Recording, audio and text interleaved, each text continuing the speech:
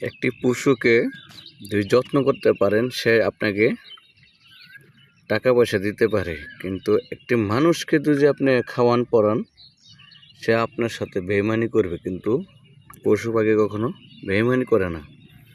এটাই বাস্তব। যেমন এই কোরবানির জন্য মানুষে একটি গরু পালে তার পুরো সংসার চলার জন্য। এই ছাগলটিও সেরকমই, যে অল্প থেকেই মানুষের যদি এটা পালে তাহলে এটা থেকে আপনার এই বাচ্চা দিবে, করবে, তো এটা থেকে সঞ্চয় হবে। তো আশা করি আপনারা বুঝতে পারছেন।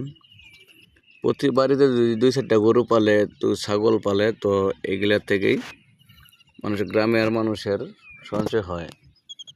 তো আপনাদেরকে দেখাবো আরেকটা জিনিস। তো আমার ওই যে এখানে 2টি বাচ্চা আছে, ওই যে বাড়ির ভিতরে গেছে গা, ওখানে কালো কালো বাচ্চা, একটা লাল বাচ্চা।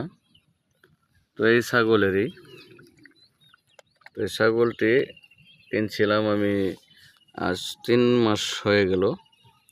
তো পেটের মধ্যে একটা টিউমার হয়েছে, টিউমারটা কাটতে হবে। কবে কাটা যায় তাও নাই ঠিক।